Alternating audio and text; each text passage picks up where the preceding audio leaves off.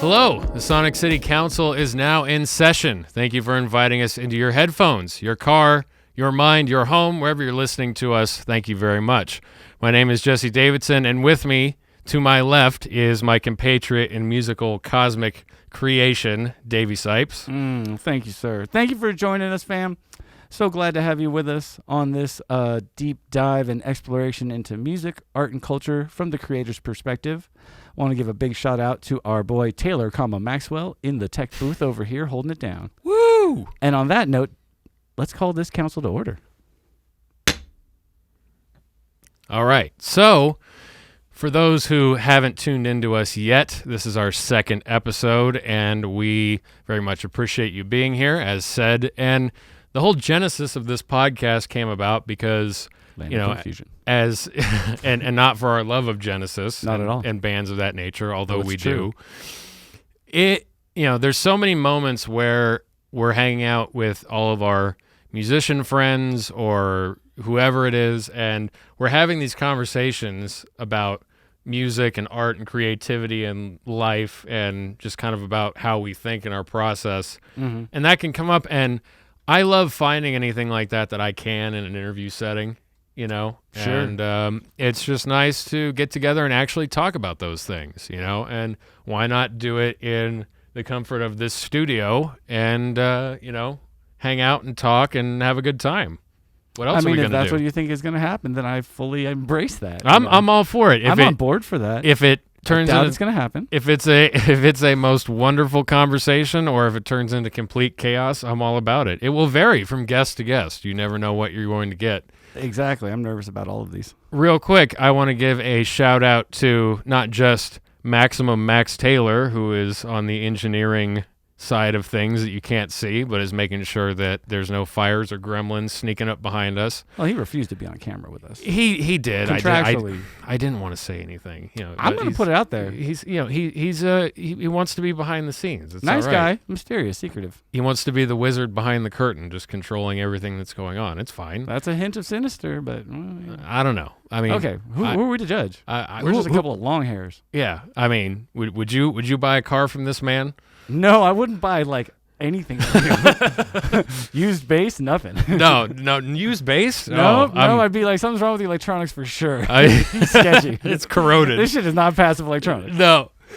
I do need to give a quick shout out to Max on the engineering side. Thank you again for being a part of this project, but also this wonderful studio that he operates called Desert Sound Studios, located in the high desert, Antelope Valley, California, located an hour north of LA. He was gracious enough to not only be the engineer on this podcast, but let us use this space and be hanging out with Bob and Jimmy and all the rest of the guitars on the wall. So we thank you for that. We also want to thank Amped Music, where Davey is a instructor, and I've been a longtime friend of the Amped crew and the family that runs it. And they are helping promote this podcast, and they're a great group of folks. And if you need lessons in town, if you live in the Antelope Valley, or even now, they're doing lessons online via Zoom and Skype, right? We're still doing fully immersive music lessons online, and you still have with our Amp Music subscription, you still got access to the studio, just got to book it with Max. So, a lot of exciting things happening with Amped. Even though we're not meeting in person, we're still getting together to live stream, record, make music videos. So if anybody out there is, excited at being part of that, then check out ampedmusic.com.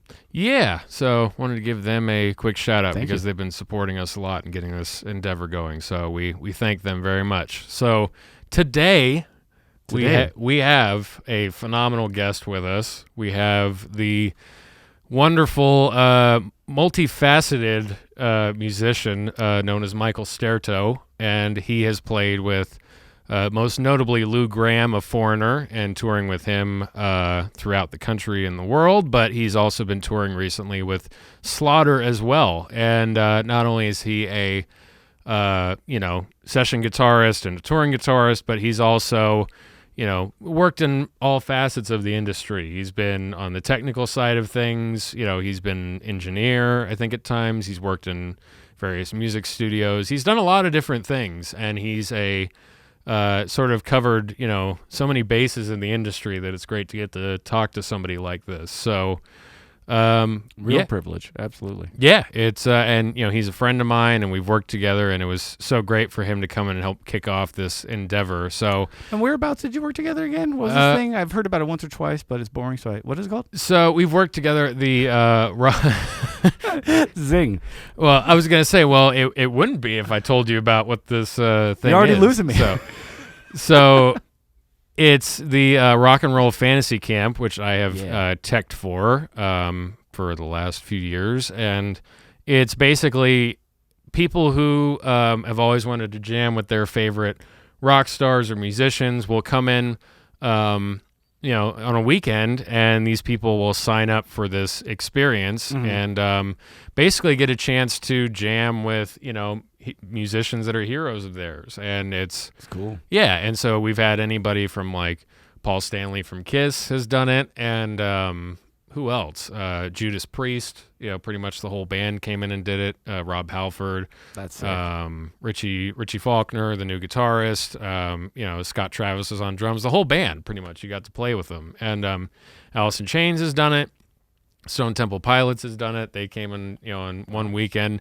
So you get a whole wide variety of anybody in the rock or genre. They've had blues artists come in like Buddy Guy, all sorts of people. Damn. And Michael, the way this works is that when you sign up for it, these artists who will come in for a day and hang out and jam with people, and then you have your head coach, sort of lead musician that will help you form a band within the people that sign up and will take you through the whole experience. So, in Japanese culture, I believe we call this sort of person in this position a sensei. Yeah, a bit of a guitar sensei. Oh, very much. I feel like that's a fair application. It can be a guitar sensei, vocal sensei, bass, drum sensei, any sort of musician, leading the charge on this. So Michael is one of the counselors, along with, great musicians like Rudy Sarzo, who's played with Ozzy. Legend bass player. Yeah, legend bass player.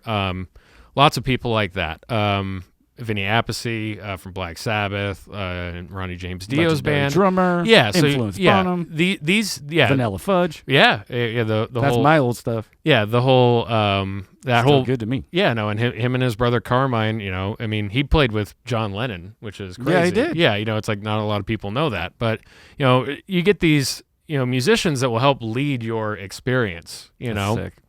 And so I met him being on the tech crew for that, and just making sure that everybody's amps are working, guitars, making sure all the equipment is functioning. And got to know Michael through that, and he's just a phenomenally, good musician, but also a really humble musician and really down to earth, and really just gets, really gets what it's about, I would say, as far as just, being involved in this whole thing that we call music, and just really a great guy, and so privileged to be able to talk to him today. And without further ado, let's get into the discussion.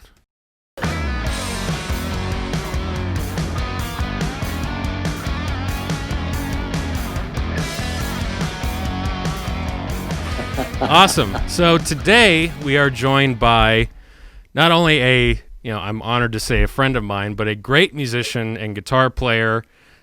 He's played with Lou Gramm from Foreigner. He's recently been touring with Slaughter, and I met him through working at the Rock and Roll Fantasy Camp, and that's where we sort of started our working relationship and friendship.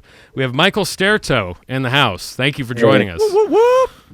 Hey man, thanks for having me. I appreciate it, man. No, Welcome this is great. So I just wanted to get started with just kind of asking, I've been, as I mentioned to you a little while ago, I've been, brushing up on, other podcasts you've done and interviews, and I wanted to get to know more about where you're coming from. So, and I didn't know this, but you grew up in the same town as Lou. You grew up in Rochester, New York, and and from what I could tell, influenced by the bands of the era of when you grew up. So there's Neil Schon and Journey influence, Steve Lukather. Yep. And Randy Rhoads and things like that. With all of that happening around at the time, and with Rochester seeming like a good music town, do you remember a specific moment when you wanted to be a guitar player? You know, not necessarily who influenced you, but like, was there a specific moment, or was it kind of an evolution into wanting to become a musician?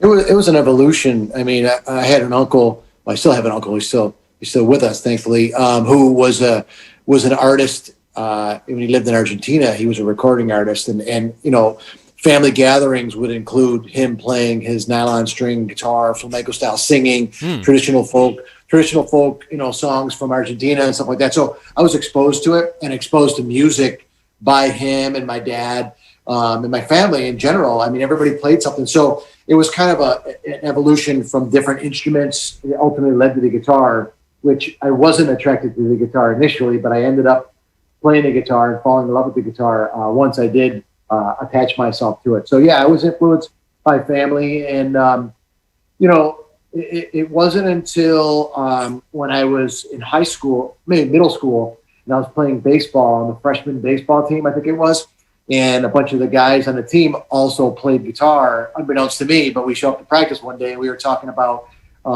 Les Pauls and this one particular music store that had a radio ad and TV ads, and they were advertising Les Pauls for $99. And of course, they were knockoff Les Pauls, but wow, they weren't real Les Pauls. And we started talking. Oh, you play guitar? Oh, I play guitar too. And the conversation was kind of like, oh, that's cool. And of course, I was very early on in my guitar playing, but they had a band. A couple of the guys had a band, and they needed another guitar player. And they were like, why don't you come down and audition or just jam with us? I don't really know if it was an audition. I mean, ultimately, everything's an audition, right? Yeah. But they invited me down, and I was like, okay, yeah, I'll come down Saturday, you know. And so after practice, you know, my mom picked me up from practice, and I told her about it, and she's like, well, you're going to go, right? I'm like, hell no, I'm not going. I was cramping my pants. You know, didn't feel confident enough, and she made me go. And because of that, I mean, I went, and, you know, I just wanted to be a rhythm guitar player. I didn't really want to do anything, you know, outside of my comfort zone, my safety zone. But, you know, going to that, being really, really nervous, not wanting to do that, you know, lacking confidence, to actually doing it, you know, being forced to do it and kind of getting bit by the bug, then all of a sudden it started going, yeah, this is pretty cool. You know, I think I want to do this. So we would rehearse on a regular basis. And I think we signed up to do the talent show at school. Yes. And I mean, we learned like 2 or 3 songs, and it wasn't really good. I mean, in hindsight, you know, we were good for our age. You know, everyone said that. You know, that's a real nice way of saying, you know, you got a lot of work to do. Right. But, you know, we did it, and it was the response was incredible. And that rush, you know, the nervousness, and then the response from the you know, our peers and our classmates, just kind of really made me say, you know, this is I really like this. I think this is something I want to do.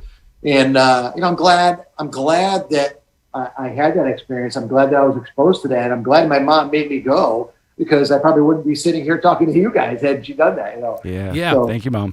Yeah, thank you, Mom, for sure.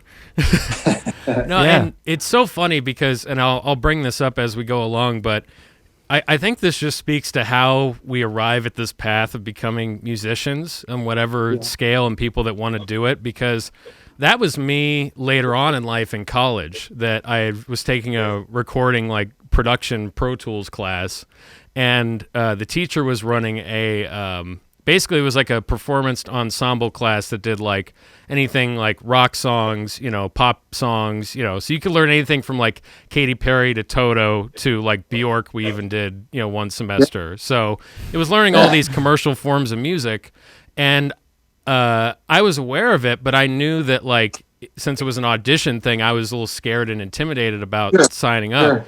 And he wanted me to come in just as an engineer because they needed sound people. And he said, hey, you should audition for the class.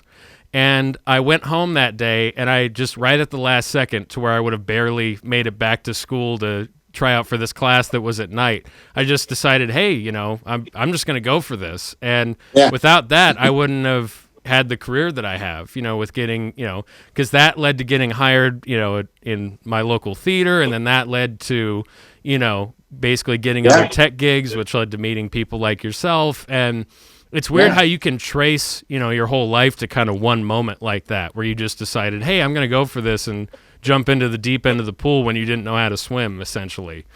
Yeah, you're 100% right. You never know. You never know what the catalyst will be to your next venture or whatever. But what's funny is that I had played music up until that point, but never played guitar. And I was totally into baseball and into sports, and I really wanted to be a professional baseball player.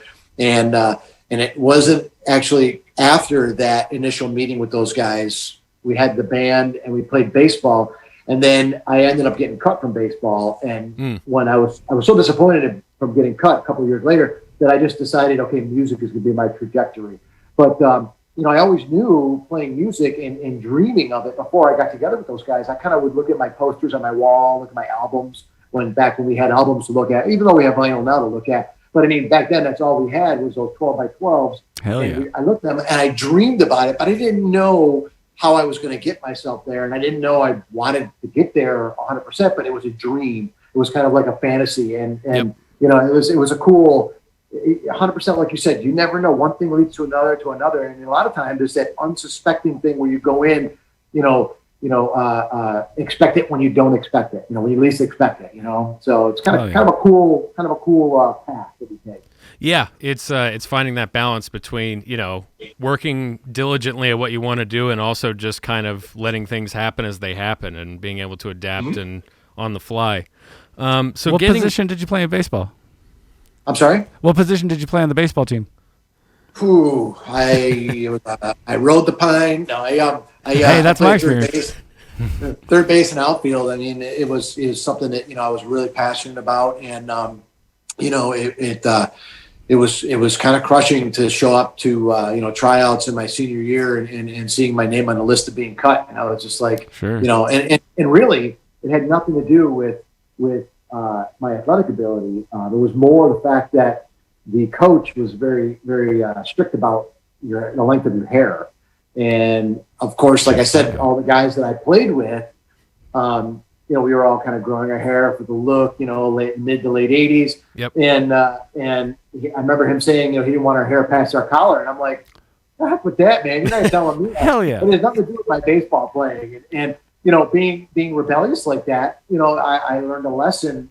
I'd never cut my hair because of that, but it spoke to me like, okay, so I see the rules here. You know what I mean? It's not necessarily if I was good at baseball or not, it's because I didn't adhere to the uniformity or the expectation he had for what he wanted for his team. But in hindsight, I respect that because obviously, everything's a discipline, and he wanted his team to be a certain uniformity, and good for him. And I actually thank him because who knows? I mean, I don't think I would have been third baseman for the New York Yankees, but I've definitely have had a interesting career so far because of that turn of events. Absolutely. Yeah, that's excellent. That's awesome. So now you're off the baseball team and you're transitioning to I'm a musician. This is what I do, and your friends are doing the same thing. They're getting into music and growing their hair out. Can you describe in that time, what the scene in Rochester was like as far as when you start, okay, now I'm playing guitar, I want to get into a band. What was the music scene around you growing up at that time?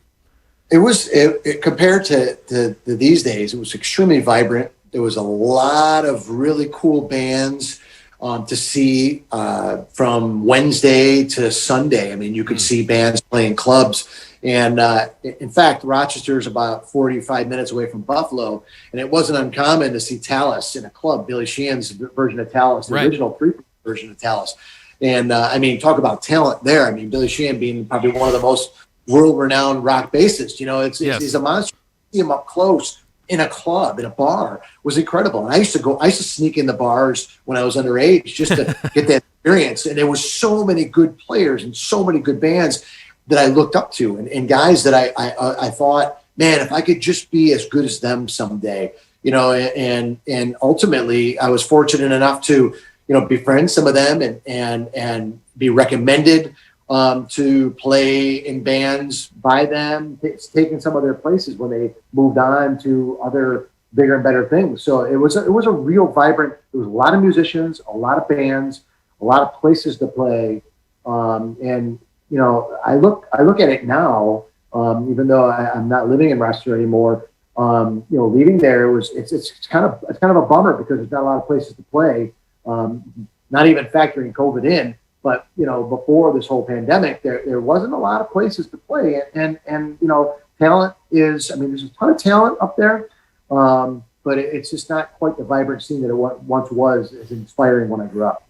Yeah, and that is kind of tough. It is tough, and we know that just with where we're at. We're about an hour north of L.A., so it's still in L.A. County, but in the high desert here in the Antelope Valley. And there's, I mean, we come from, Frank Zappa and Captain Beefheart, spent their formidable years here, and so there are a lot of, to musicians that grew up here, they could be local heroes, and so there's definitely is talent here, and like there's been talent from here, but it's like you say, there's years where it's like sometimes it's flourishing and there's lots of bars and places to play, and then other times it's limited to where now we have the one place that's open or the one place that's letting shows happen, and you have to it is that ebb and flow for sure. Well, we're definitely in a unique circumstance that I never would have imagined and expected in a million years that we would be in this situation right now. No, totally. But having said that, though, I mean, there's not a lot of young people in general that are pursuing music in the capacity that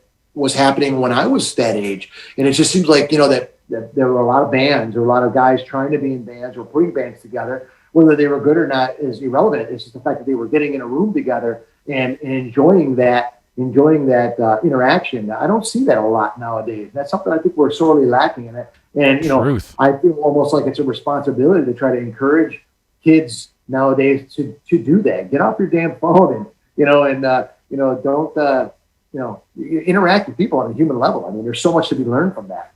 Right. Absolutely. Oh yeah. No, I'm totally with you on that. It's it is a balance, I think that it is great because, and this kind of leading back into some of the stuff that I'd researched, you had talked about there was a performance from Randy Rhoads that you recorded in your hometown. It's called After Hours, I think.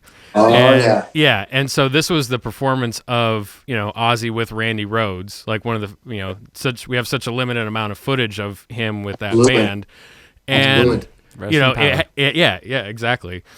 And it happened in your town, and you had recorded it, and you had just, went back, you listened to this thing every day, like when you were, every day. Yeah, coming up as a musician.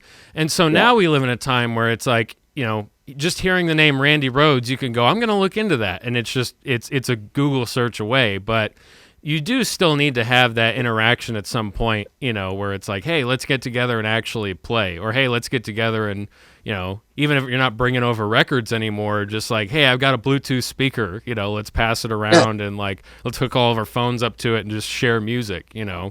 And, I mean, that interaction and developing your craft and bouncing things off each other, getting in a room. There's no substitute for getting in a room. And Jesse, know that as well from fantasy camp. Yeah. When you see the 4 or 5 strangers get together, and then you see the magic happen over the course of the 4 days. Yeah. And then you see the payoff at the end for everybody. I mean, we're exhausted, but it's incredible. It's exhilarating, and it's like you feel like you accomplished something. No, it is. And I think Steven Adler, when he was doing his from Guns N' Roses, obviously, he prepped everybody who came in, and they were really nervous. He goes, okay, remember when you guys were teenagers and you would play air guitar in front of your mirror? We're going to do that. And then, like, he just made everybody, like, and it did, though. You saw everybody, like, just light up. And he put everybody in the frame of mind of like, that's what this is. You're not auditioning to be in Steven's band. You're getting a chance to like literally just play together. And it's and that's the great thing about it is it takes the pressure off of like, oh, I need to be perfection in that moment. It's like, no, just have fun, and you will play better when you just have fun and let loose and have a good time. Yeah, I mean, we used to my childhood bands used to rehearse every day for hours and hours and hours. And that's how we honed our craft. And then we went and did a gig, and the gig was like worth 50 practices, and that's where you try to bring it all together and learn your stagecraft. So it's incredible. It's an incredible dynamic and an opportunity. I really hope that people start doing that again. I mean, kids start doing it again, because if you think about it on a big picture, all the artists that we're losing, people are passing, and I don't really believe that we're replacing them at the same rate that we're losing them. and True. or at least it doesn't seem that to me. And I think maybe you can agree or disagree.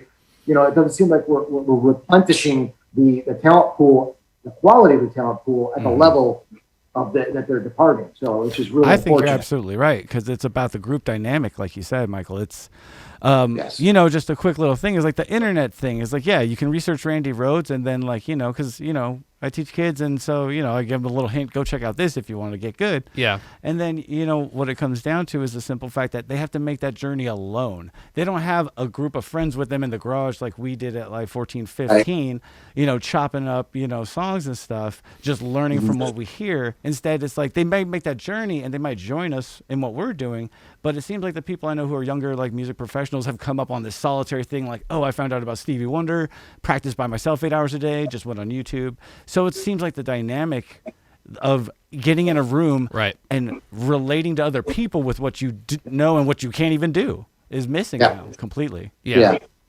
Well, and you know, it's interesting that you say that, because I remember in high school it was still, you know, because of the advent of MP3 players, that instead of having to go over to somebody's house, you know, for that, it was literally at lunch breaks, we would either, someone would have a little speaker, or we would just take our headphones, plug them into each other's iPods or MP3 players.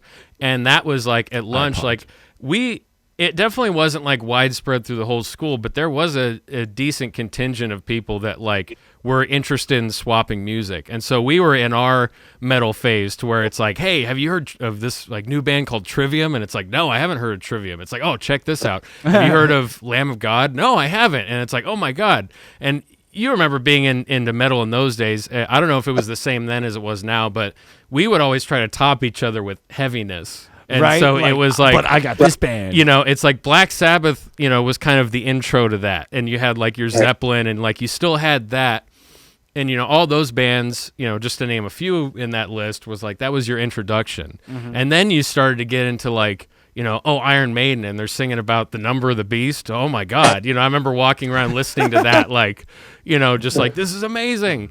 And, you know, especially in class too, there was a few moments where like it would, you know, like there was some teachers that would let you listen to music if you were like listening to stuff. I remember having my headphones so loud in class at one point that everybody just looked at me, and the teacher was like, you could still hear the music, and it was like, hey, you mind turning that down, please? Or, you know, and Excuse me, giant boy. Yeah, excuse me, tall, lanky man in the corner. Would you mind turning that down, please? Skeleton man. Yeah.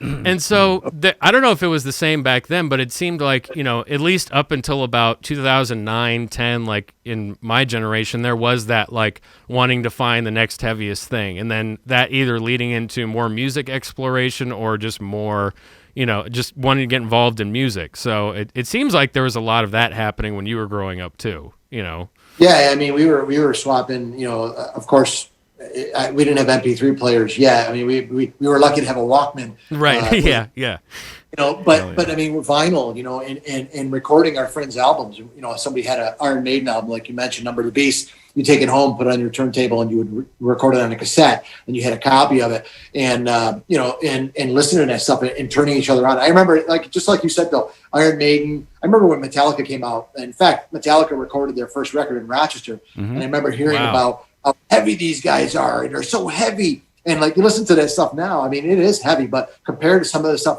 that's out, the newer stuff, that's much more heavier than how it's evolved. Yeah. You know, back then, you know, we used to listen to this show on Sunday night called Metallica Overdrive that was broadcast on a college station, and they used to play like Metal Church when they first came out, and Sabotage, which is TSO now, essentially. But you know, listen to that stuff, and it was just like, whoa, this is so heavy, you know, and you know, I remember when Hall of the Mountain King came out, and it was like, wow, this is awesome, you know, and yeah, we had that, we were turning each other on to different records and different stuff like that. Yeah, absolutely. Yeah, that's awesome. Yeah, no, it's I love that too when you talk to people and there still is that like, doesn't matter, you know, that's the one good thing about music. It's you're all kind of on the same page. Like when you start talking about your influences, or like when you first started coming up and like how you discovered this music, it's like there's so many similarities, you know, between people, and that's one of the things I love about it. And just talking about, you know, when you were, you know, talking about learning songs and practicing for hours and, you know, just in that whole regard, one thing I wanted to talk about, and because you've stressed about over preparing for auditions and gigs and wanting to be, you know, in the best possible shape that you can be, you know, musically speaking, Yeah. it's, you know, there's a misconception about the work that, you know, musicians have to put in to get to that point. That, like, because someone as talented as yourself, when you're playing, you know, a Foreigner classic with, you know, Lou Gramm, you know, playing with Slaughter, you could see, you know, yourself soloing or playing these songs and it looks effortless, but it takes a lot of work to get to the point to where it's effortless. So when you over prepare for an audition or a gig, or, you know, if you're asked to, you know, when you get an offer like that, can you talk about the process of over preparing? Like, you know, how long? Don't give away any of your secrets, of course. Yeah, whatever you know feel is relevant to this. Like, you know, how many hours a day are you putting in getting ready for an audition? It's like, how do you actually, when you're listening to a song, how are you breaking down, you know, between each verse and chorus, and, like, say if there's a solo section, you know, I know in some situations you might, you know, take a little more liberty with the arrangement, or in the case of Lou Gramm, you're wanting to stay true to the catalog. So can you just talk about that process of how you actually over prepare and the details of that? Yeah, absolutely. Well, first I want to say thank you for your generous comments about my talent. I really appreciate that. Well, that's true. Well, I appreciate that. I'm very humbled by that. But anyways, so preparing for stuff like that, I mean, it all depends on the capacity of the gig that you're going into and what the expectation is. With artists such as Lou or Slaughter, I mean, they're a very familiar band with very familiar catalogs that get played steadily and still consistently today on the radio. So my approach to that is much like a listener or a fan. How do I want to hear it? I want to hear the way it was recorded. And there's different camps in that. There's some people that are like, wow, they played this at the record. If I wanted to hear the record, I'd go buy the record. I want to hear them play it live, like you know, Grateful Dead or you know, one of those type of bands that kind of take liberties.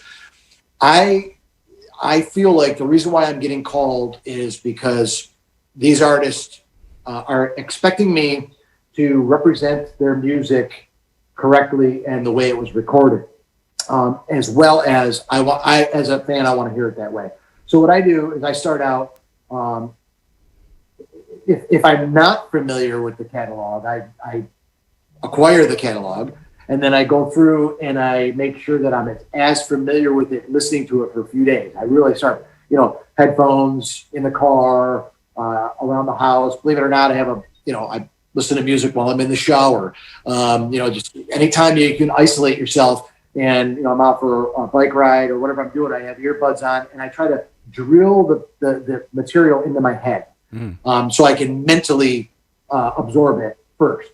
And then I start approaching it where, okay, I get an idea by listening to it of what the content is, and I'll sit down and try to play it.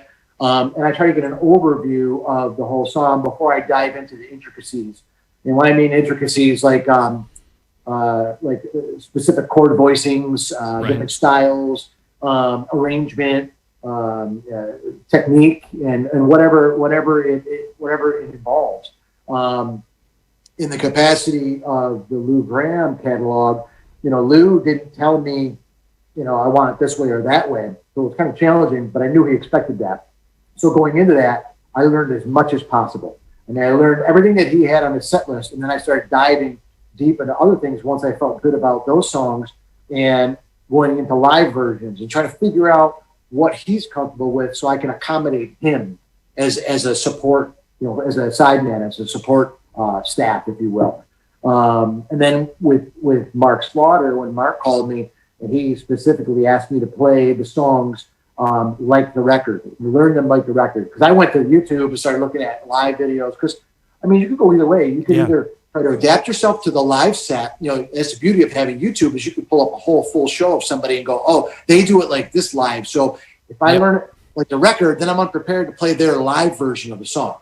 So I try to learn both versions, but try to communicate with the artist to find out exactly what they want. In the case of Slaughter, you know, Mark was very specific and said to me, please learn these this way. So I went back to the records and tried to emulate, try to get as close as possible. Now, the way I played it, in the guitar tones, in the solo approach, I really tried to wrap my head around the guitar players.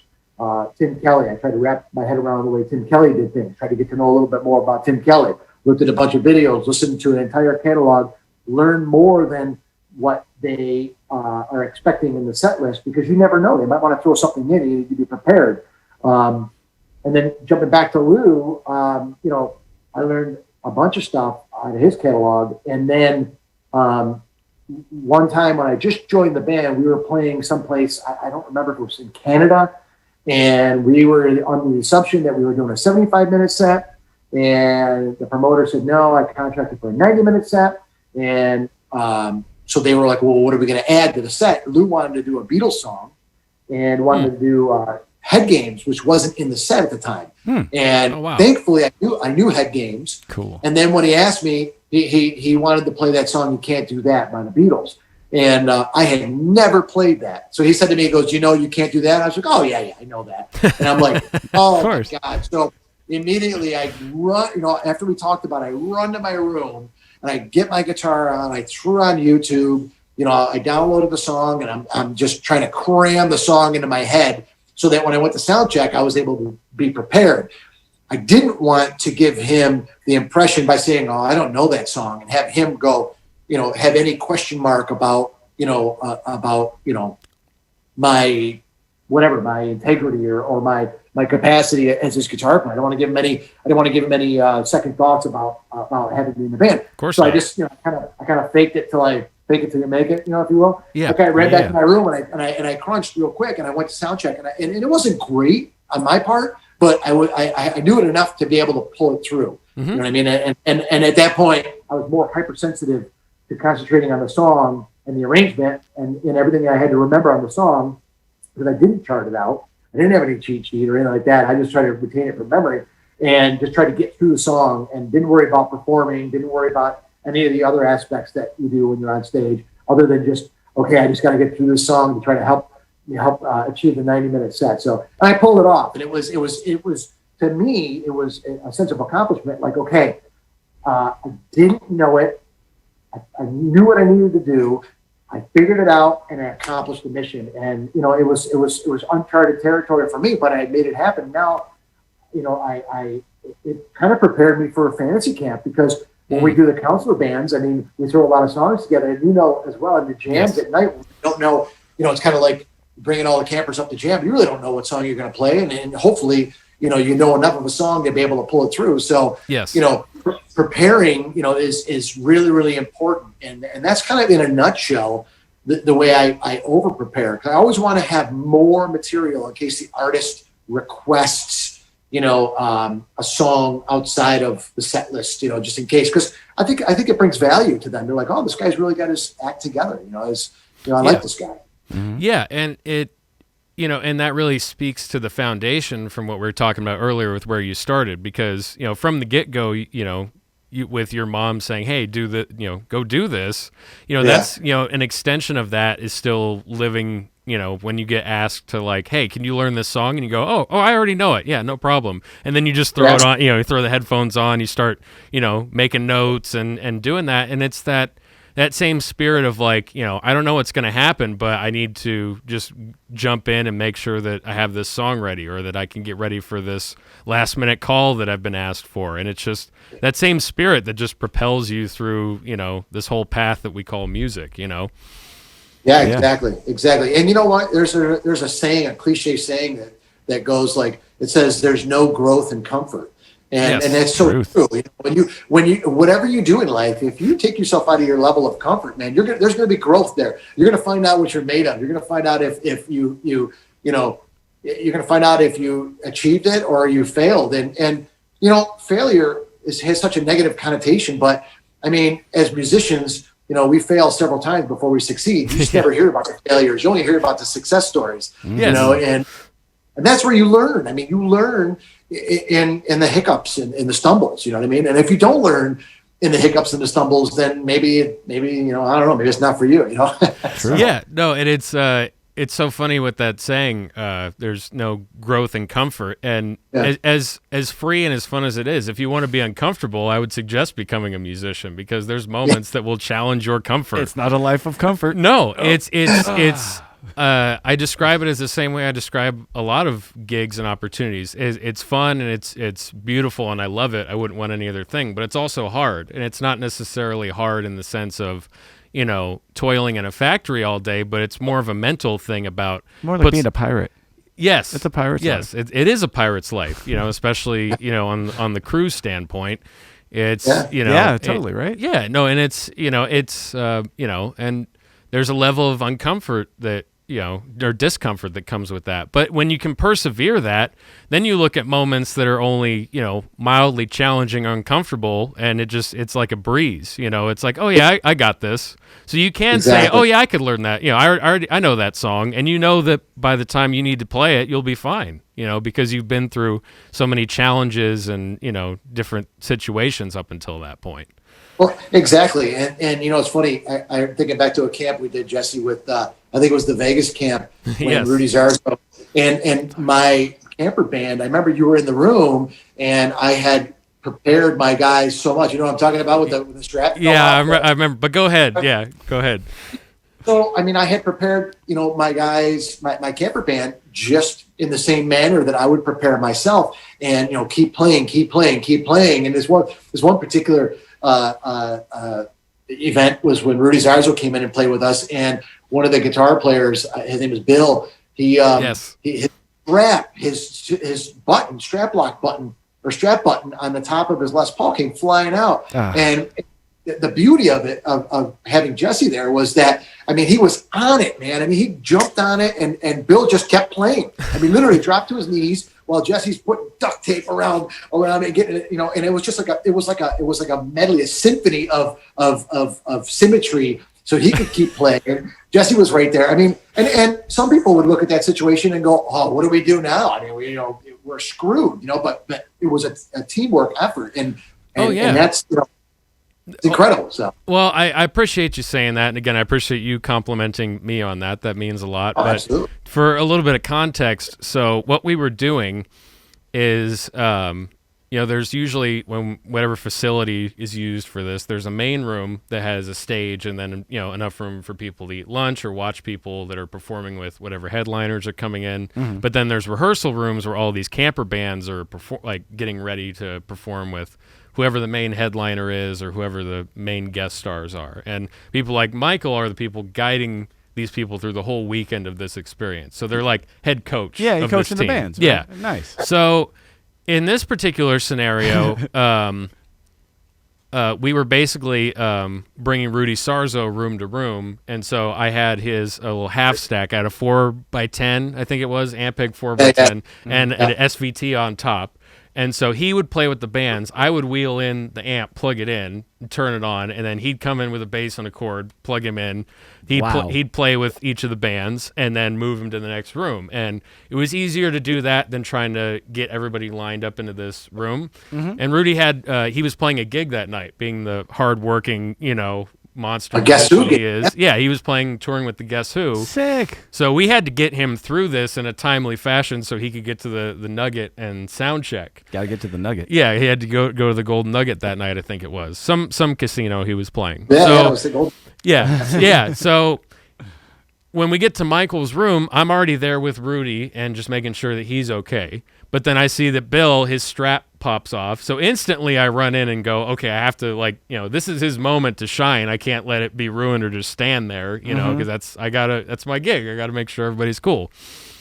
And so as that's happening, I'm picturing that. I don't know if you've seen it, but there's a great Stevie Ray Vaughan video of his tech changing out his guitar between, breaking a string on a break. Yeah. And I was trying to channel that, thinking okay, if I could just go in there with my roll of gaff tape up the strap to where it at least holds for another 3 minutes, then I can, go in and out like nothing happened, like a ninja. Yep. Yeah. Did that. And the tape didn't hold. So as he's still holding on to his guitar. So I eventually just get up underneath his guitar and just hold it in place for the whole jam session. All right. I remember you sharing that, and you're like, I just sent this to, some crew guys I know, and this is what you guys need to do. And I was like, well, I don't know, man. It's just, I didn't even think about it. But that's that. I don't think about it as like, you guys are, the rock stars and we're the crew and there's like, necessarily like a hierarchy. It's a matter of like, we're a team. Yeah, your job is to make people happy on stage and to perform, make sure the band's happy, make sure the audience is having a good time. And then in a crew capacity, when I'm not playing, it's a matter of like, I need to make sure everything else in my jurisdiction is up and running and going smooth. And, holding up a guitar while somebody's playing, that's not like is that my job? It's like, no, he needs to have a good time. Like, I can do that. I'm still relatively young and I've got good knees, so I can jump in there and just get down there and make sure his guitar is all right. And it's sorry, go ahead. I'm sorry to interrupt you, but you made that up. You made that scenario and that opportunity for Bill. I mean, I'm sure that's something we'll all talk about forever, and especially him, being able to make it through the song because he was playing the solo and he kept going. It was great, man. But that's what it's all about. It's all about teamwork. And it's that dynamic with everybody. It was awesome. I'll never forget that. That's phenomenal. Well, thank you, man. It's and I love a good story too. So you have to have a little bit of drama and a good story. Like my strap popped and I didn't know what to do, but I was saved at the last second and I had an epic jam and it was a great time. Yeah, it was phenomenal. And what's more rock and roll than gaff tape, right? No, and that's right? I've been saying that for nice years. Wallet. Yeah. It's like in the same way you over prepare, sometimes it's good to over tape, and you save yourself a lot of headache. Yep. It's like a Swiss Army knife of rock and roll, gaff tape. Yes. Hells well, and this is perfect. This is perfect segue. Speaking of being a Swiss Army knife of rock and roll, I didn't know this, and just finding more parallels between kind of where I'm at in my life and you growing up. I didn't know that you started off as a production show guy where you were a showrunner and you did hospitality. I was listening to Ryan Roxy's podcast, and when you said that just knocked me out because I knew that you obviously have a great attitude and you're a humble guy, but I didn't know that you kind of took sort of the same route that I did in a sense where it was like you sort of started off in the rock and roll version of the mailroom and setting up dressing rooms and doing all that kind of stuff. And then now you're at the point where you're at. And it's it just kind of spoke to like, your attitude and your humility and that you know what it's like from the ground up in that team effort. And I think that when you're an artist or musician and you can understand that whole scope of everything, Yeah, and absolutely. it's not just about what happens on stage, but it's all the logistics that get up to the stage. That's also really important too. Absolutely. I mean, that was one of the things that, when I wasn't on the road or I wasn't playing in a band, I had an opportunity to become a production runner and work in hospitality for a concert promoter. And I thought that what a perfect avenue to learn every aspect of this business from soup to nuts. Because, I mean, if you want to be, well, in my mind at that time, I was like, man, I'm not playing. So why not be around every aspect of music and learn every capacity so you can understand what the front of house sound guy does, what a backline tech does, yes. What a tour manager does, what an assistant, I wanted to know every aspect of all that stuff. So, and it was a really good opportunity to meet a lot of people in the industry and get a lot of experience from every aspect. So I knew what to expect. Yeah. And not have lofty expectations going into it like, hey, carry my bags. You know what I mean? That's just your job. It's like not, hey, we're all a team here and we're all doing this together. And in order to make the wheels turn on the bus, we all got to pull together. And it really gave me a good perspective. So yeah, it was real important that I did that. And I met a lot of great artists and some really, really cool experiences. And I learned a lot of good lessons. And you probably heard the story I told about Ronnie James Dio. Yes. Yeah. Yes. And what was really impactful, and I think this is worth repeating, is the fact that even with all his success leading up to that point when he had his own, with Dio, he went around after the show and said thank you to everybody. And I was literally pushing furniture in this closet, and he came up behind me and just took a second and called me by name and shook my hand and thanked me for the hospitality and all the hard work. And without my efforts, the show wouldn't have been as successful as it was. And it really resonated with me. And it's something I took along with myself. And I try to really do that because I really think that everyone's integral to making things happen. And it really made an impact on me. And I know how it made me feel. So I felt like if I could pass that along and pay that forward, everybody I'm working with, I thought it would go a long way in just building everybody up together. And it's not about just me being on stage and and getting the adulation after playing, it's really is just as much as important as the guys taking down a lighting rig, breaking the drums down, and putting, the monitors away and wrapping cables and doing all that stuff. I mean, that's the heartbeat of what we do. You know what I mean?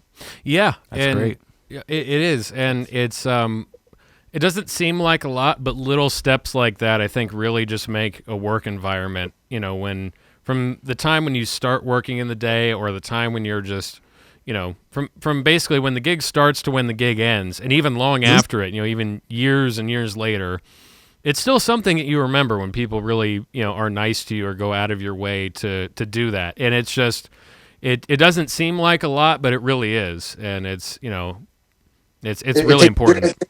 It takes zero effort to be nice. I mean, there's really no talent being nice. Just be nice, and you know what? It'll come back tenfold. You be nice to people, people are nice to you. It's just a pretty simple concept.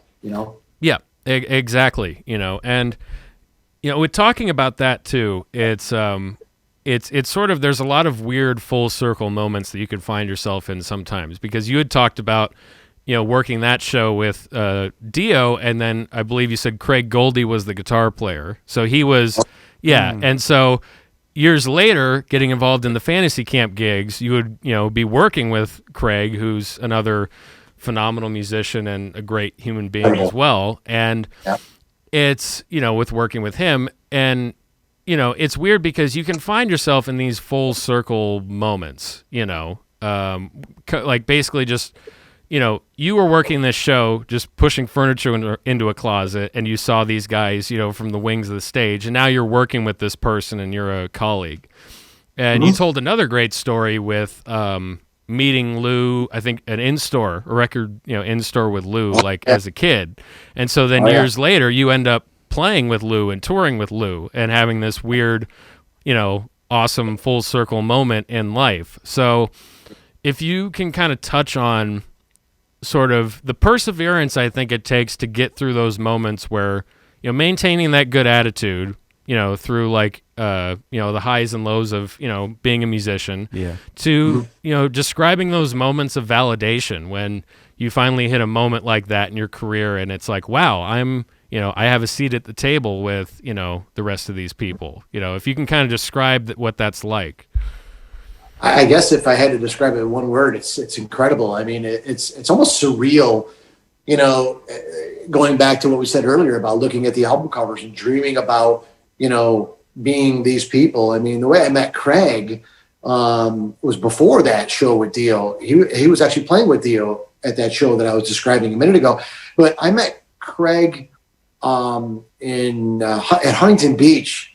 I was at the beach with my cousins, and I saw him walk by, and he was in Jafria at the time, and of course he had big hair. Yep. And he felt like a sore thumb, and I noticed him right away. And I remember seeing Jafria, seeing one of their concerts, and being really taken by his guitar style and his presence and everything. And when I saw him, I rolled the dice and I walked up to him and I said, "Hey, are you Craig Goldie?" And he was like, "Yeah, as a matter of fact, I am." And we became friends. We sat down on the beach. We were talking. I asked him about his picking technique, and it was kind of I spent a few minutes with him, and then I just respectfully let him do his thing with his family. And then at that particular Dio show, as we're passing in the hallways, he kept giving me like a look, like, where do I know you? Where do I know? So I picked my opportunity. And I went up to him and I said, "Hey, Craig, do you remember me?" And he goes, "You look so familiar." And I told him, and he's like, "Oh my God." He goes, "You're famous in my family." And I'm like, how does that work? Yeah. So he was going to a family picnic at the time. And he said that, with the hair, everyone used to say how he always looked impeccable. He always looked perfect, perfect rock star, because he is. And when I approached him, he was standing in the ocean, probably like maybe knees, up to his knees or something. He turned around to talk to me as I asked him, "Are you Craig Goldie?" And he got hit by a wave. We both got hit by a wave. And of course, boom, my hair went down. So he's like, "You're famous in my family." And I'm like, "What do you mean?" He goes, remember that time we met at Huntington Beach? I said, "Yeah." He said, "I was going to a family picnic and everyone made fun of me because my hair," and I told him the whole story. And I'm like, wow, how about that? It's incredible. So, and then fast forward to doing the fantasy camp with them. Yeah. I mean, it was crazy. It's incredible, man. I mean, he's such a nice a genuine human being. And, we got to talking, and he had a lot of stories about, joining Dio's band and his rise to prominence but be able to play in a concert band with him and, guys like that. It's Rudy Zarzo. It's just surreal. I mean, it's incredible. But as far as Lou, the Lou story goes, where when Lou's first solo album, the first time he left Foreigner, he did a solo album called Ready or Not, was released. He did an in-store signing at a music store called the House of Guitars in Rochester. And I went to that signing with my album. So just to back up a little bit. So Lou and I are from the same city, and even more deep, we came from the same town, and we went to the same high school at different times. Obviously, he's older than me. So we're very, it's very familiar. His story is very familiar to me because I grew up in the same stomping grounds and went to the same school and kind of came up the same way he did in the ranks. So I went to the in-store with my 12 by 12 album, Ready or Not, got it signed by him, his brother, Ben, and the guitar player that I ended up replacing in his band several years later. Wow. And that was kind of cool. And it was pretty amazing. So fast forward to about 25 years later, and Lou, I was in the band with Lou. I was now the guitar player who took that guitar player's place that was at the signing. And Lou released a book. And we were doing the in-store for the release of the book. So I went from being the kid that stood in line with my album to get an autograph from my hometown hero to now sitting next to my hometown hero with the release of his book, doing the same in-store session, except now it's not an album, it's a book. It's really incredible. And I sat there and saying to myself, and I have pictures from that event. And it's just, wow, what do you say to that? I mean, if you asked me then that I was going to be there 25 years later, I probably, there's no way I could have predicted that. But I think it's the things that I did, whether I was, if I was privy to those things, if I knew or not, which I wasn't, I just kind of did my thing and it ended up that way. I think if you head in the right direction, always improve, put yourself in uncomfortable situations, grow as an artist, grow as a musician, and interact with different people and just try different things, you don't know what's going to happen. I mean, the sky is the limit. And I was always told if you shoot for the clouds, will you ever reach the moon and stars? If you underestimate yourself, shoot for the moon, shoot for the stars. And if you only reach the clouds, it's better than if you're not reaching the clouds at all. You get that analogy? Yeah, absolutely. So, I mean, I don't think there was anything that I did deliberately to get to that point. I just think it's the way things fell together. And is it destined? Is it destiny? I don't know. That's a higher power. Yes. But I was always driven. I was always motivated. I always wanted to be better. I always wanted to learn more. I always wanted to branch out, play with different people, play with people that are better than me, to learn and grow. And that so far has worked for me. Does that work for anybody else? It all depends on their attitude about all those elements. So, yeah, absolutely. That's a great point. And you can't plan for that kind of stuff. And I think that's part of how it gets you there, is that you're just doing it for the pure love of just, the craft and the instrument, and because just, doing this brings you joy, period. And that's why you do it. And this is where I kind of wanted to get into, there's certain influences on this show, and I think one of them, me and him both have, kind of a love for Inside the Actor's Studio and like the questionnaire at the end of it. Very much so. And I'm not going to be that lofty or formal, and I don't have like a thing like that. But there are certain questions that I do want to ask everybody that I have on, just because I think would be an interesting take on how creative people think, which is the whole sort of genesis of this. Just, segueing from talking about the joy of playing guitar, is there an actual way you can describe what that passion feels like for you? Because I know that for all of us, I know it brings different things into our life. For me, it's definitely. I love being able to, see a song, go from just this idea in a practice space or from, wherever I'm playing, and then evolve, into a fully fledged recorded song, or seeing the hours you put into a practice space, getting, these songs together, Mm-hmm. and then going out there and playing them for people and then seeing, the joy that brings people. So is there a way that you can articulate what that passion feels like for someone who may not be a musician? Because there's certain people that, they might not get why, we love doing this so much. They might not get that it's more of a need than just a want for us. It's something that we have to do. Can you describe what that passion and that drive feels like for you? That's a great question. It's exhilarating. It's it's an amazing sense of accomplishment, adventure. Delving into the unknown. I think the thing people miss is I don't know about you guys, but I hear music in my head, and sometimes I go to bed humming a tune. Sometimes I wake up in the middle of the night with an idea. Sometimes I wake up, and I have an idea stuck in my head, or something that I'm working on, that I'm preparing for. I'm going over and over in my head. I don't necessarily, I don't know if it's conscious. It's just it's hard to explain. I mean, it's been a part of me most of my life. It's kind of comes natural. It's something I have to work at to perfect my craft, but it's really fulfilling, on many levels. I mean, I'm kind of jumping around here because I'm really not sure how to answer that question. I don't know if there's a definitive answer. I think it's different things to everybody depending on what they're trying to get out of it. But Right. Like you mentioned, fleshing out a song a song idea to come out with a full recorded product it's pretty cool. I always describe that as, do you want to know what it sounds like in my head?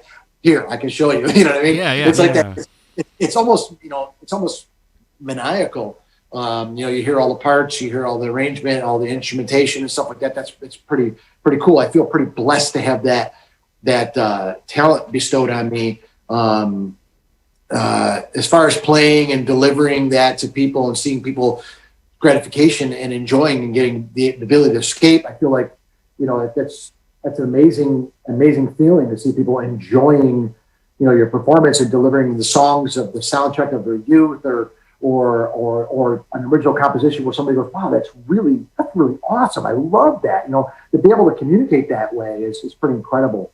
What was the other one where you described? Oh, being in a room and gelling with musicians and accomplishing a gig, playing.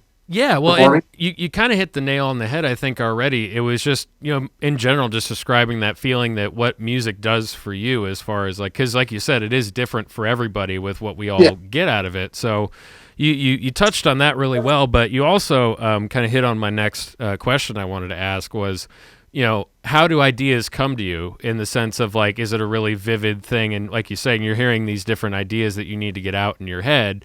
I'm just curious because I've never thought about how each of us are receiving these ideas. Is it more of a vague emotion that it's oh, I'm feeling something kind of sad and you explore that? Or is it, you have a really specific melody or hook idea or a riff idea or chord progression and then you base around that and just kind of, the process of when you get an idea, what does that feel like for you? Sometimes I get an idea, when I'm just doodling on the guitar, playing around, or something like that. Sometimes I get an idea when I'm driving in a car. I hear a melody in my head, or I hear something on the radio that kind of leads me to, expand on that or something like that. I mean, there's a million different ways that it comes to you. What I'm most fascinated is when I listen to other songwriters and having their songwriting process or their ideas be so different than my approach. And then when you listen to them and you're like, holy spot, that's amazing. Where did they come up with this? I mean, I'm sure that people say the same thing about me. Is it divine? Is it a communication from the higher being, higher spirit? I mean, we can get real deep and philosophical looking at it that way, but it comes from somewhere. And I think that we're all born with a song in our heart and tune in our mind. And it all depends on how we're set up to connect with the conduit to bring it to us. Whether it be humming a melody when you're washing the dishes or you're practicing your instrument and you're stumbling out, well, that sounds cool. What's that? And you kind of develop that idea. Where does it come from? I mean, it's a gift. It's a gift. And I really don't have a definitive explanation. I just go with it. And I'm grateful that I have it. And I'm grateful that I'm able to share that with people other artists, other songwriters, other players, and the dynamic of bouncing with each other. It's almost like communicating, nonverbal communication, communicating musically. I mean, it is a form of communication because you're communicating, you're expressing yourself musically, and your musical statement or expression elicits a reaction, another musical reaction from somebody else. Yes. It's a really cool dynamic. And I guess it all comes to the point where how prolific you are and how expanded your musical palette is. And, you know, when you expose yourself to different things, you broaden that palette. And, you know, there's something to be said for a broad palette, and there's, you know, there's something to be said for a limited palette. I mean, it all depends on what you're trying to express and the emotion you're trying to convey. And I think it all comes down to emotions. You know, biorhythms, how you feel that day. You're up, you're down. You know, you have your highs and lows in life. And, you know, if you're feeling logy, you might write a ballad. If you're feeling energetic, you might write, you know, a punk song or a speed metal song or something more aggressive, you know, an anthem, you know, like, whoa, yeah, can't stop my heart, you know, something like that. You know, Is that kind of your own personal process? Is that kind of like, do you feel like emotions, the ebb and flow of different emotions kind of drive the dynamic of the music that you're coming up with at the time? Or do you feel it's more like, well, whether it's a good day or bad day, I'm shredding right now? Like, what would, you know what I mean? Yeah, exactly. I think I just go with the flow and like the ebb and flow. I just go with whatever mood I'm in and just kind of try to be creative. I try to be creative every day. I try to pick up my instrument, whether I'm you know, practicing rudiments, scales, or technique or whatever.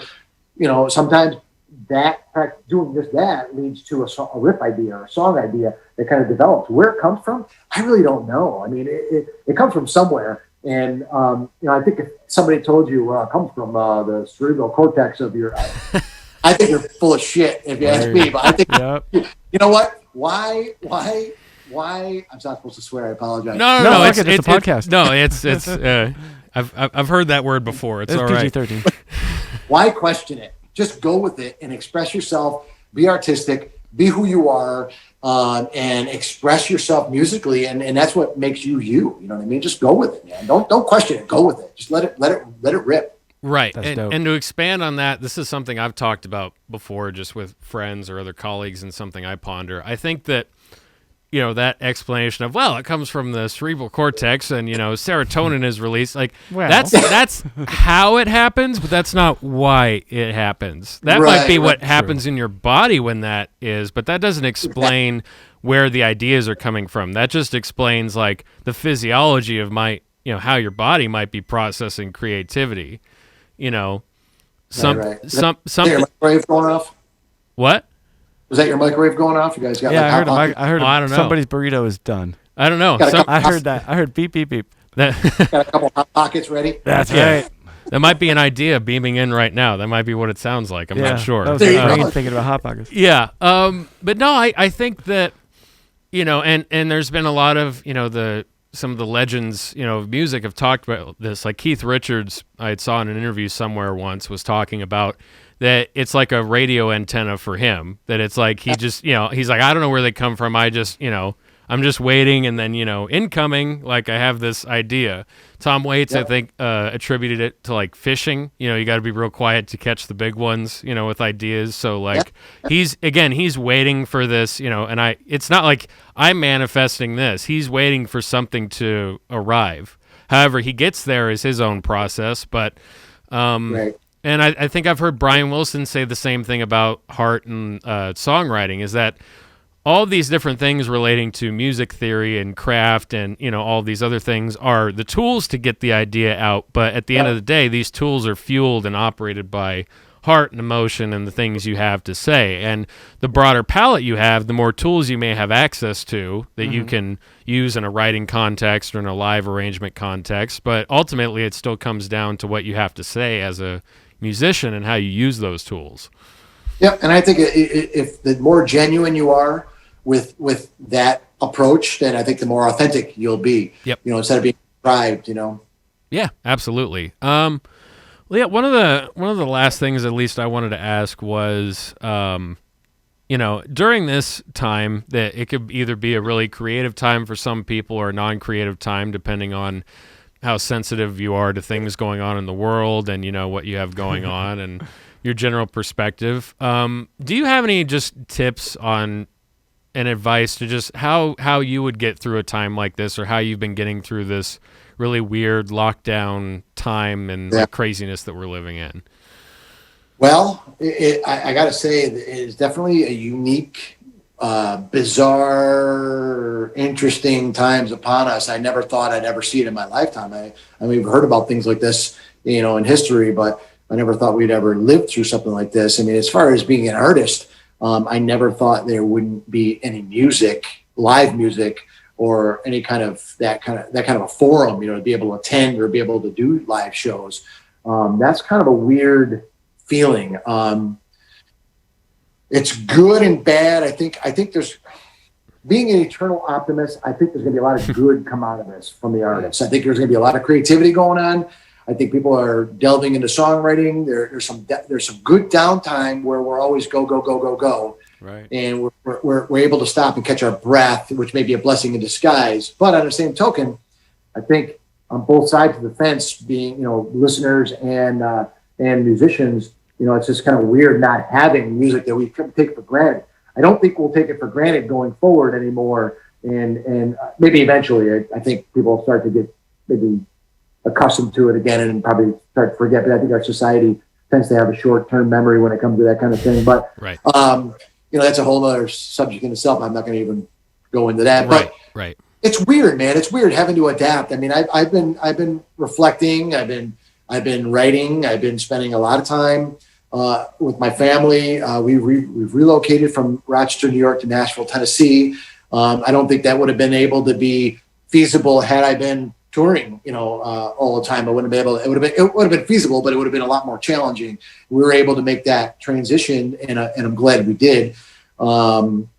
It's just bizarre, man. It's bizarre. I mean, I've run the gamut of emotions. I mean, back in March when we were in the midst of COVID, I mean, I was in New York, and New York was the epicenter, and it was weird. I mean, you can't go anywhere, and I ran the gamut of emotions. I mean, there was first your eyes are wide open, like, holy crap, is this really happening? To, I can't go anywhere. What do you mean I can't do that? What do you mean I can't work? What do you mean we can't leave the house? Right. You go through the, Monday is Tuesday, is Wednesday, is, what day is it? You're watching TV and you're stuck in the house, and you run the gamut of emotions.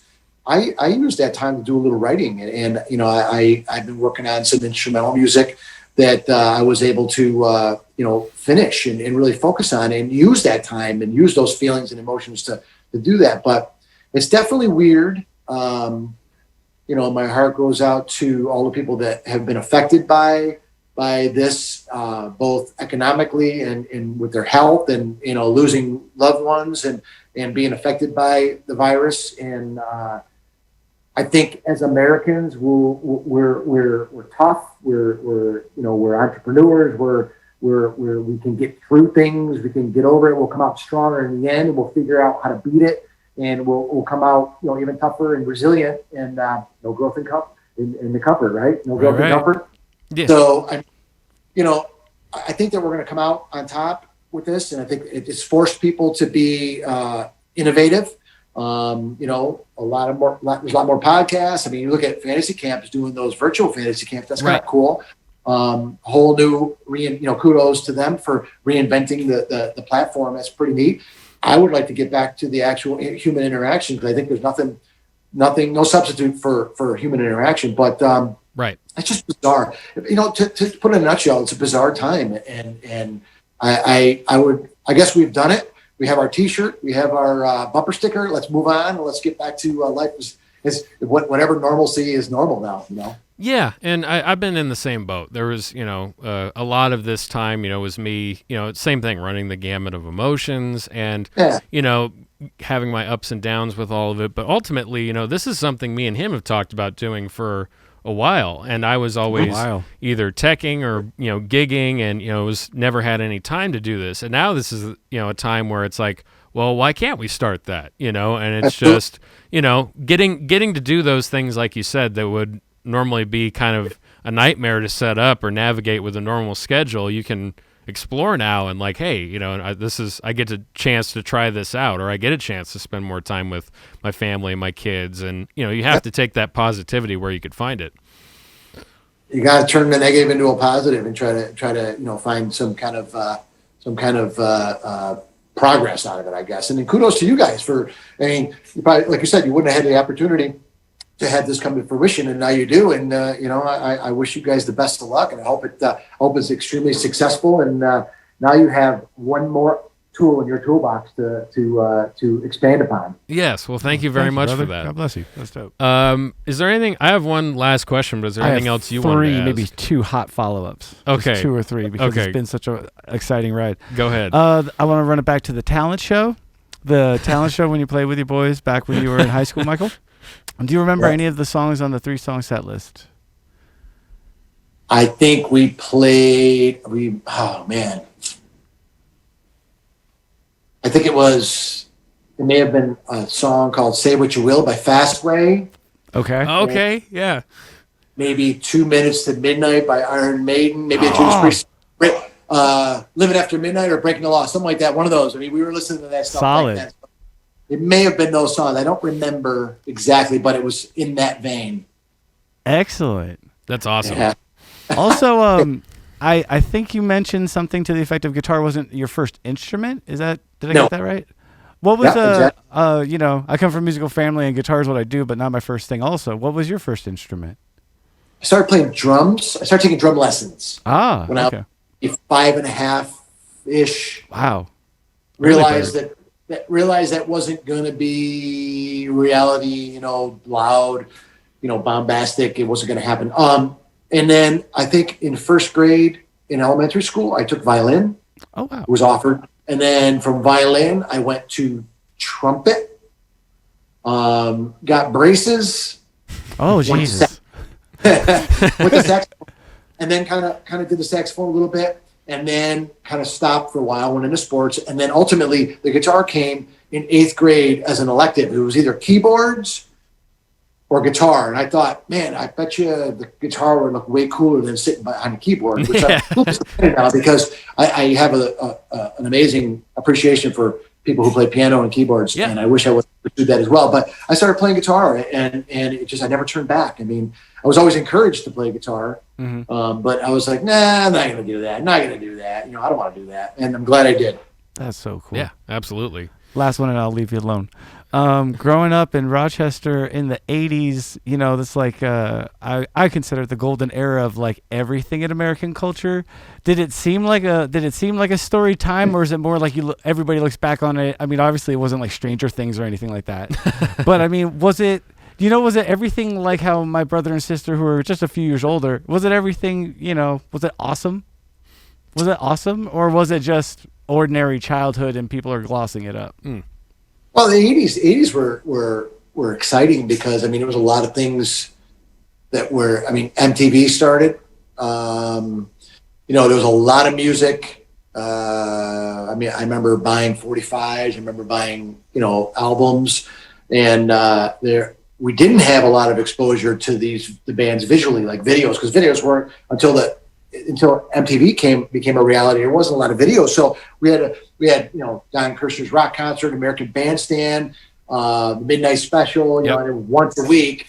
And then Jesse mentioned earlier that After Hours with Randy Rhoads. I mean, that was a simulcast with the radio station and one of the UHF channels, and it was on a weekend. And I remember recording that on a cassette off the radio and recording it on a beta tape. And I mean, it was a really bad recording because you picked it up, or it wasn't cable. We picked it up over antenna, so there was a lot of interference. Signal loss, and it was incredible, being able to see that visual. That's why I watched it every day, because there wasn't anything else to watch until MTV came out. Right. And then you could watch TV over and over again. But I thought it was a very exciting time. I mean, all the images were new. I mean, I remember, MTV seeing Quiet Riot when they first came out, Twisted Sister, the REO concerts. They would play live concerts on Saturday night. Journey, which was one of my favorite bands, seeing them play their Escape from Houston. That was incredible. And, it was just it was a great time. I mean, it's kind of, I didn't really think then it was a great time because it was just what it was. I mean, right. Looking back though, I look at it and I really revel those times and those days, because I mean, we were, exposed to so many cool things. I mean, it was a good time. It was a good time to grow up. I just hope that, kids these days have the same opportunity to have the same experiences and the same memories, look back on their childhood with the things that are going on dynamically in our world nowadays. So I hope so too. Yeah, I hope so too. That's beautiful. Thank you, bud. In the immortal words of Jeff Goldblum from Jurassic Park, life finds a way. I think it'll happen. Yeah. There you go. Yeah. Oh, yeah. You got to do the little glasses tip. That's right. Yep. So one last question, wrapping things up, which is also something I kind of wanted to ask everybody that comes on here to get their take on it. In this conversation alone, which is the kind of conversation that we would be talking about anyway, hanging out about music and influences and life and so forth. That's all we do. Yeah, that's all we do. You hear these stories about like you taping that concert and watching it over and over again. I had my own version of that. I had a AC/DC Family Jewels DVD that I watched and it was just a collection of their music videos because that was one of my first bands. It was like pioneer, like was one of my main influences and kind of pushed me into wanting to explore this more. And particularly on Fridays when it was like the drudgery of the school week was over in middle school, I'd go straight to Thunderstruck. And I was playing at the time, and so I had an Epiphone SG starter kit bass, and I wasn't even playing it. I would just run around and like do the Angus Young, headbang, and like I would just do it in my room, and I was like, 13, 14 or whatever it was. And so we have those shared experiences, and through all these conversations and just our passion of it, we know within the music community that it's like, it doesn't matter who you are or where you come from, we have way more in common than we have apart, and I really feel like, if music education and more people had something like that, or just some sort of connecting passion like that in life that you don't necessarily have, we're going to have a moment where we have more in common than we are apart, we would be a lot better off. And I think that art and music and creativity is a great way to do that. And it already brings people together. And I think it could do that even more so. So how do you think that not to get too lofty or about any specific topic, but how do you think going forward that art and music could be a really unifying thing for people, in the coming years and in the future? Well, I think music and art are a unifying element. And I think if you look at our world now, without getting too political or anything like that, I mean, we are divided as we've ever been. And what's missing? What's missing right now? We're missing music. We're missing art. Our industry's been silenced, and we're not working, and we're struggling, some of us, and we're, I think not only the artists, but I think the listeners, people that come to that buy the tickets to go to the shows, there's a huge void for them as well. So I think that, if we can learn one thing from our industry is that you're 100% right. It does bring us together. It unifies us regardless of race, color, ethnicity, political beliefs. And I always kind of, I've learned a lot about some of my colleagues where they are ideally and philosophically during this pandemic. And I, believe it or not, I regardless of if I'm in sync with their beliefs or philosophies, I realize that music is a common bond that keeps us together, and I'm not going to let those differences create a divide to be able to share music with somebody. It's like you could have 90% of things in common with somebody and find out that 10% is different. Is the 10% worth throwing away that connection, that bond, or is it something that where you can overcome it and look past it and go, you know what? We're both music lovers. We're both musicians. We're both human beings. Let's agree to disagree. Let's love each other. Let's be tolerant and accepting to have a conversation of our feelings and expression. And let's put that aside and let's make music. I think if we can all get past that bullshit, for lack of a better term, and come together and remember that music is a unifier. Think about this. I mean, If you tour internationally, there's a language barrier, a spoken language barrier, and you step on stage and you deliver that song, they're singing your songs back to you or whatever artist you're playing in our language that we speak, and you're connecting with somebody on a higher level. That's what's more important. It's not about the blue pill or the red pill. It's about coming together and caring for one another and being conscious of the fact that we're all humans and we all have that in common. And music is about harmony, and harmony is what we need more in this world right now. We need more, togetherness. And I really, to sum it up, our world is the most divided it's ever been. And the biggest thing missing right now is music. And I think music is that bridge, that conduit that brings us all together. Because I think we forget about that shit. If I'm at a concert, I'm not looking at somebody going, "Oh, is he a Republican or is he a Democrat?" I don't care. Right. He's banging his head, and I'm going to jump in a mosh pit with that guy or whatever, and I'm going to rock out and do whatever. You know what I mean? I don't care what their religion, what their political affiliation, what color, I don't care about that stuff. You're a human being. You're here because you love music, and I'm sharing music with you, and you're sharing your passion of music with me, and that's what it's all about. Yeah, absolutely. And you hear that a lot in people that do tour either nationally or internationally, and they talk about that with the more stories they hear from people and the more people they meet at shows and just the more people they work with. It seems like people have a deeper appreciation for humanity and just, that harmony and togetherness, because you're getting, instead of getting a biased perspective, you're getting that, just that pure love of the art and the music, and you're just getting that humanity with no filter. And, it's good to hear you say that, because I totally agree. I think, I think that we do need that harmony and togetherness. And I think that it is missing a lot of music and art and culture right now. And, just getting through that, I think it will be stronger for it as a whole coming out of all of this. So God willing. Yeah. Well, I think I pretty much covered everything I wanted to talk to you about. And again, I just wanted to say thank you so much for helping kick off this, this podcast and this new endeavor and this project. And just appreciate you, man. Thank you so much.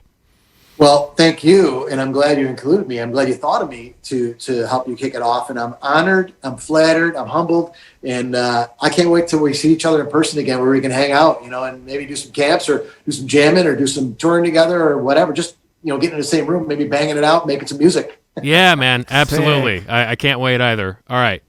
Yeah. All right, man. Well, I'll let you go, and have a great rest of your day. Thank you for your time, Thanks. Michael. You guys too. Be safe, and God bless. All right. Yep. Right on, Stay brother. healthy, brother. Keep jamming. Right on.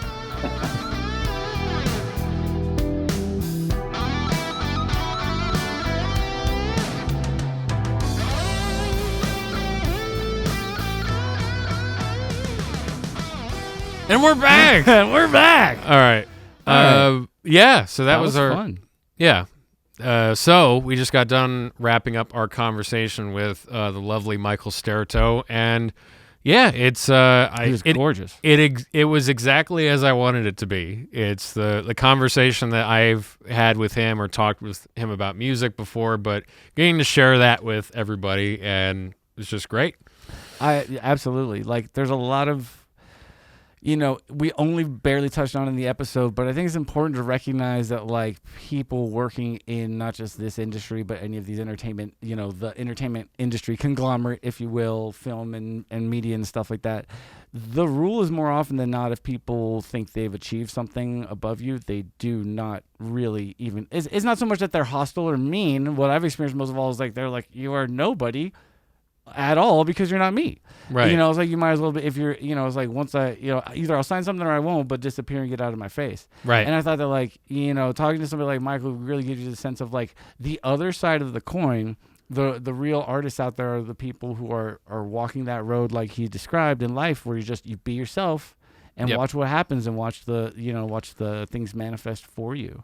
Yeah. As long as you're working towards something. I thought that was so powerful. I needed to hear that today on a serious level.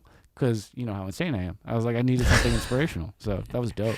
Right. And that's, I really feel like one of the benefits of doing this is that other people can feel that too, hopefully.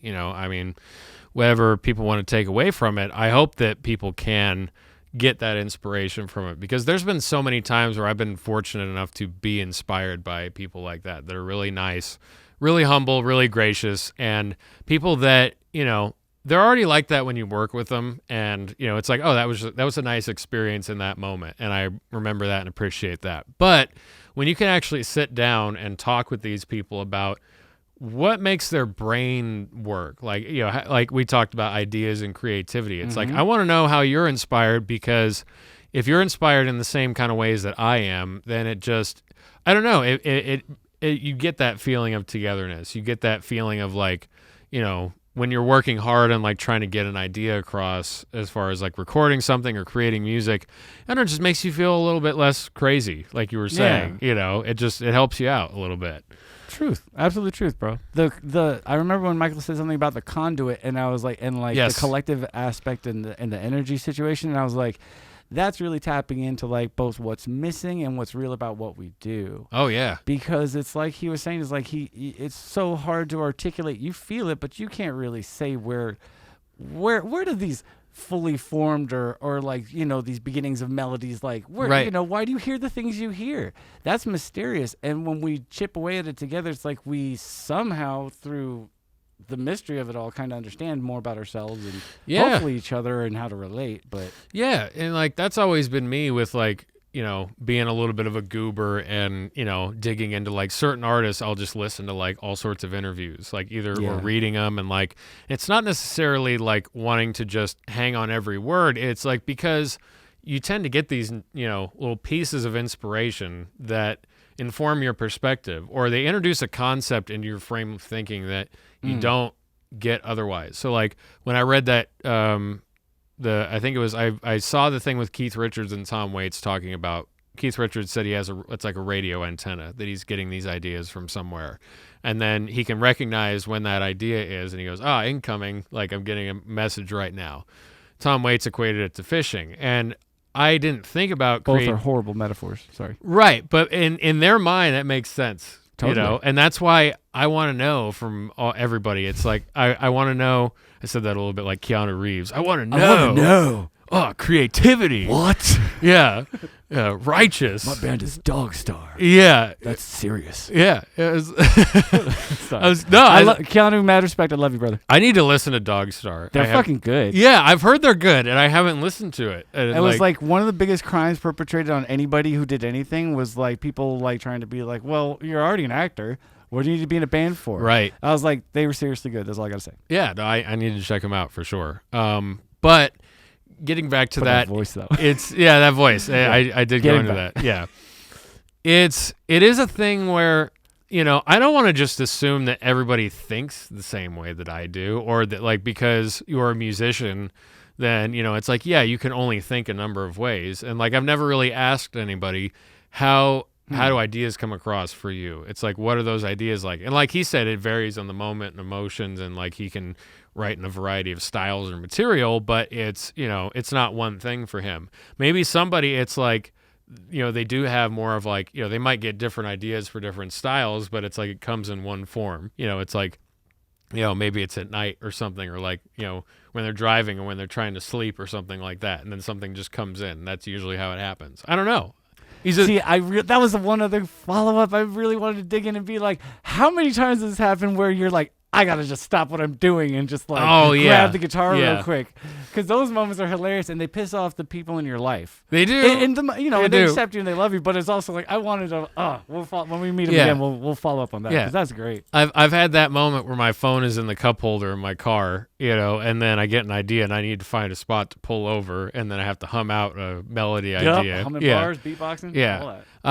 It doesn't happen for me as often, but I have had the car moment where it's like, ooh, this is a thing right now, and I will forget it by the time I get to my destination if I don't take care of this right now. It's a function. It's like it's like the same way you need to breathe and eat. In some ways, it's like something happens like that, and I need to at least document this so I can mess with this later, because I don't have a MIDI keyboard or a bass in traffic, and so now it's just this weird ghost floating around in here, and it's like, oh, I need to get it out right now. Can I ask, have you ever done this thing where Okay, so I'll just explain because Yeah. finishing up school and I was commuting to LA in the traffic, and we all know the traffic. Yeah. And you sit in that traffic because you work down there doing tech stuff. Yeah, and yeah. bands and stuff. So I'm like, have you ever decided to just bring an instrument to noodle on in traffic? Because I bring my uke. No, but that's a great idea actually. And now like they make uke basses and they are pretty good. They're pretty good. So I might have to start doing that when I'm in more traffic-inducing situations. It's soothing. I've done that for when I've been in situations when I've been going somewhere and like there's been times where like I brought a guitar and I didn't have a case for it or a gig bag. Yeah. And like, cause it was either a new guitar or like I was, whatever, just, I didn't have a thing. So I just put it on the, leaned it up against my passenger seat and, and I was going to somewhere, but there was some times where like I would get stuck at a stoplight or something. And it was almost like a challenge of like, I'm going to play this thing real quick and then put it down and then go. But no, I've never actually carried anything in the car. I don't get really inspired in the car in that way. I tend to I get more writing ideas in the car, like because it's a little bit, depending on where you're at. And like if you're in a more wide open space, than like seeing landscapes and stuff, that'll like inspire me, but not like, I don't get a lot of prose ideas even. Like, well, yeah. Or like dope. just, I'll, I don't know if this is a good thing, but it can make my mind wander sometimes, especially if there's like, if it's a little bit of a, uneventful drive and I know you need to be focused on the road and they're going to use this in a court case someday and go, Your Honor, Exhibit A. He clearly said in the second episode. He was extremely distracted while driving. We sentenced him to electrocution. Yeah, exactly. But no, I do find that like just because I love looking at landscapes that like there will be times where like I'll see something off to the side and like it'll make me think of like a phrase or an idea or something. But music usually comes. I'm one of those people that like I need other people to like really bounce ideas off of. So I can only take ideas so far unless I'm writing with somebody else. That happens to me a lot too. Yeah, and like if I have a writing partner, I can get whole songs done, even if that's like I have the chord, basic chord progression lined out, or a chorus idea, or even if it's just a melodic sort of riff idea, I can take that to somebody else, and then as soon as they even start messing with it before it's a concrete idea, I can. It informs kind of, right? Mm-hmm. Yeah, and it's very much like a volleyball, beach ball kind of scenario where it's like I need to hit it up in the air, send it to somebody else. Are you guys wearing jeans? It could be. Okay. Could be. I mean, when it's going well, it's like a Top Gun situation. I was hoping. Yeah. I was hoping. Yeah, it's sun's out. You're hitting. You're hitting ideas back Guns and forth. aren't out. Guns are out. It's a little bit too weird and intimate at times, but it's like you get something really good out of it. Just Hanging with the Boys, I believe, is the tune. Yeah. Yeah. Everything about that movie is wild. I've seen 20 minutes. It is wild for sure. Especially there's a lot of teeth clacking going back and forth, and all sorts of weirdness. Yeah. But when it's not good, big up to Tom Cruise. I'm just gonna put that out there. I'm like, big up to Tom Map with their cruise. You trying to get him on here, Sonic City Council? You know what? I'll just say not a sponsor, but I'm a fan. Like I'm one of those people who's like, I'm just a fan. Like I thought The Firm is a great movie. Eyes Wide Shut is a great movie. Tropic Thunder, he stole the whole thing. He Even did. with people like Robert Downey Jr. and blackface, he still stole the movie as Len Wiseman. Tom? Les Grossman. Grossman, thank you. Wiseman is actually a person. Take that out. But all kidding aside, I think Tom is a great artist. Like, I don't know him as a person. We can't judge people based on that kind of thing. You don't know him, but I'm like, he's an extraordinary dude, and he's a blue-collar dude. He comes from Pennsylvania or whatever, and I think that's tight. Yeah, no, he's outside the system. I respect the doing your own stunts thing. It's it's not a lot of people do that anymore. I mean, look at what happens when you do. Like Jackie Chan is obviously like, I mean, he's a hero, but of course, you watch those outtakes, you're like, I would never do that for money. I would never do the things he's doing at the end of like any of those movies. Like especially in the 80s, those stunts got crazy. Yeah, for sure. Jumping off of skyscrapers and landing and dislocating your shoulder, and you still have to keep the scene going. Yeah. Anyway. Yeah. This is a podcast about music. It is a podcast about music, but open to random tangents at any given We'll point. go there and you'll like it. It's a city council. If you've never seen a city council meeting go off the rails, then you've never attended. This is the Sonic City Council meeting where that can happen. And you know what? It Along will. with that, random movie references will also be a constant through this podcast. Because when you said you'll get what you get and like it, I automatically think of Judge Smales and Caddyshack with his brat nephew or son or whatever that character. You'll get nothing and like it. Yeah, there you go. You know, so but you will get something and hopefully like it. Story. Yes, Cinderella story. Cinderella story. Gunga Galunga. Gunga Gunga Galunga. So I got that going for me, Yeah, which is nice. Look at you. Look at you. Oh yeah, that's I can go on. You'd but- win this battle. I can tell.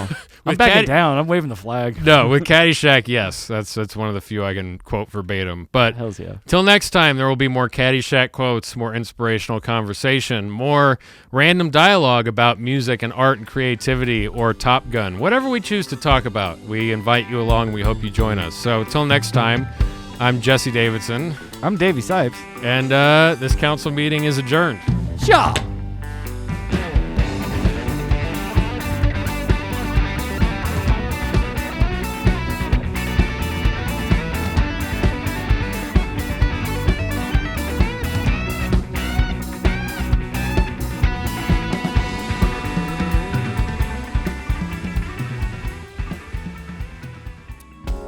Sonic City Council was created by Jesse Davidson and Davey Sipes and engineered by Max Taylor at Desert Sound Studio in Palmdale, California. Thank you to Michael Staertow for supplying his music for transitions and to Disaster Cabinet for the outro music. Intro music written by Max Taylor. Sonic City Council is produced in association with Amped Music Academy and the Showcase Venue.